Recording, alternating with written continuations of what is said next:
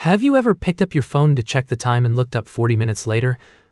Not sure what you just did? Maybe you've told yourself you'll stop scrolling after this one video. Maybe you've sat across a dinner table from someone you love and realized you haven't looked at their face in 20 minutes. Maybe you've had a brilliant idea and watched it dissolve. Maybe you felt the phantom buzz. The phone wasn't even moving, but your hand reached for it anyway, like a reflex, like breathing. Maybe in the quiet honesty of a moment you don't share with anyone, you've thought, something is being taken from me, and I don't know how to get it back. This is the story of a man named Daniel. Stay with me until the end, because what he lost might be the most important thing you hear this year. Daniel Reyes was 31 years old, a junior graphic designer earning $2,400 a month. He ate a lot of rice. He told himself it was a phase. His apartment had 3 defining characteristics: a second-hand couch molded to his shape, a desk with sketchbooks he hadn't opened in months, and a phone charger within reach without sitting up.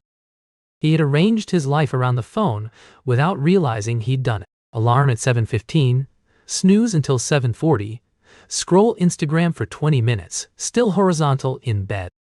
He ate toast while watching a video, commuted with earbuds in, arrived at work slightly behind. Every hour of his day had a screen in it.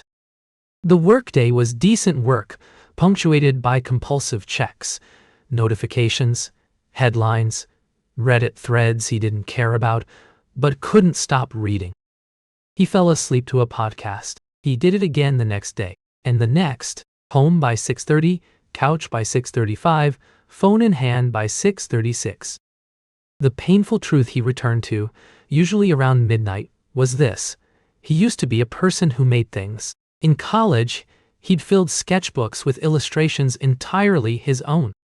He'd won a campus design award at 22. He'd had a plan, a creative studio, his own clients, work that meant something. He was 31 now, and the sketchbooks were dusty. There was a woman named Claire. She'd said something specific when she left. "Daniel, I feel like I'm competing with your phone, and I'm losing." He'd told her she was being dramatic. He thought about that sentence most days, competing with your phone, and I'm losing. He spent his best creative hours staring at other people's work on a 5-inch screen. He had chosen consumption over creation so many times it had become a personality. Daniel's company held its annual design showcase, a night every designer presented one original concept to the agency's biggest clients. He had known about it for 6 weeks. He had meant to prepare. On a dozen evenings he'd opened a new document. Then his phone buzzed, or he'd thought of something to look up, and 5 minutes had become the evening. He stood at the front of the conference room with a presentation recycled from 18 months ago. His hands were damp. His mouth was dry. He was halfway through his second slide when his phone, face up on the table, lit up with a notification. He glanced at it. Muscle memory, pure and involuntary. In that half-second he lost his place. He lost his sentence. He stood in silence for 4 full seconds in front of 11 people. His face went hot. He felt something crack open in his chest. Not humiliation, clarity, powers. Like a man who has finally stopped lying to himself about where he is. After the presentation, Daniel sat alone in the stairwell of his building, jacket on, not ready to go home. And then an older colleague named Marcus found him there. Marcus sat down on the step beside Daniel, without asking. He said, "That was rough?" Daniel said, "Yeah." Marcus said, "You had 6 weeks. Where did the 6 weeks go, Daniel?" Daniel looked at the phone in his hand. He turned it over so the screen faced down. Marcus watched this and nodded slowly. "I had a problem with television," Marcus said. "Different era. Same disease. I watched 4 hours a night for 3 years. I was avoiding the fact that I was afraid my best ideas were behind me." "Your phone isn't relaxing you," Marcus said. "It's borrowing your attention and charging compound interest. Every hour you scroll, you pay with energy you needed for the next day. You are paying with ideas that never got to form. You are paying with the life you keep saying you'll start soon." He opened a worn notebook. I want you to do something specific. 21 days. That's the experiment. The phone goes in a drawer at 8 p.m. every night. It comes out at 7 a.m. on 11 hours. That's all.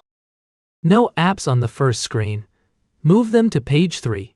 Make them inconvenient. The first hour of every morning, before the phone comes out, you draw. 1 hour. No exceptions. The first 3 days will feel like withdrawal. That's how you'll know it was a problem. Marcus stood and brushed off his slacks. Come back in 3 weeks. Show me what you made. If you show me nothing, I'll know you're not serious and we won't talk about it again. If you show me something, anything at all, I'll introduce you to a client. Your dreams don't care about your intentions. They only respond to your actions. The door swung closed. Daniel sat alone in the stairwell with the challenge and the phone in his hand. That night, Daniel moved every social media app to page 3 of his phone. He put the phone in his kitchen drawer at 8:03 p.m. He opened a sketchbook. He sat there for 40 minutes drawing nothing. His hand kept moving toward the drawer. Twice he stood up, walked to the kitchen, touched the drawer handle, and walked back. He drew 3 bad circles before midnight and went to bed. It was not a beginning. It felt like a beginning. That was enough. The first week was physical. An itch behind his eyes, a restlessness in his legs, the specific anxiety of a person trained to expect constant stimulation, suddenly without it. On the 3rd morning, he woke at 6:50 and lay in the dark without the phone. He noticed for the first time in months the sound of the street below. A bus, a dog, 2 people talking. He got up and drew. It was still bad, but a different kind of bad. Loser dot, like warming up a muscle that had cramped from stillness. Day 7 time. He wanted to open the drawer badly. He stood in the kitchen for 3 minutes in the dark, hand on the handle, not opening it. Then he went back to the sketchbook. By the end of week 2, something shifted he hadn't expected. He started falling asleep earlier, not forcing it, but because without the screen, there was nothing competing with his tiredness.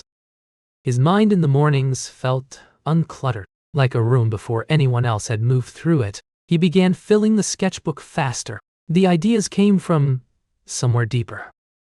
On day 21st, a Tuesday, he sat down to draw at 6:45 a.m. and looked up at 8:15. He had filled 6 pages without noticing time passing. He felt something that took him a moment to name. He named it. He felt like himself. Not the distracted man in the conference room, himself. He brought the sketchbook to Marcus on a Wednesday morning, 23 days later. 41 drawings, rough ones, detailed ones, and 1 city seen from above at night. Marcus studied the sketchbook for a long time. He didn't say anything flattering. He said, "This one, the city piece, there's something in it." 3 weeks later, Daniel had his first independent client. The project paid $1,800. Not enough to change his life, but enough to prove that the life he'd imagined was not imaginary. He called Claire. He didn't ask for anything. He said, "You were right, and I'm sorry I told you that you were being dramatic."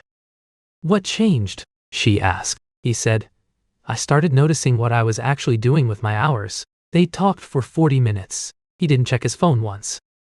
In his apartment, the sketchbooks on his desk were open now, not dusty. He sat on the couch differently, with a book, with a pencil, with nothing at all, just thinking. The phone was still there. He just wasn't owned by it anymore. That was the whole difference. Not the phone, what he chose to do before he picked it up. Daniel would say it quietly, without drama. "I didn't quit my phone. I just stopped letting it think for me. My hours are mine now. My mornings belong to the work I actually care about. I make things again. That's who I am. Not a resolution. A new identity, built 2 hours at a time.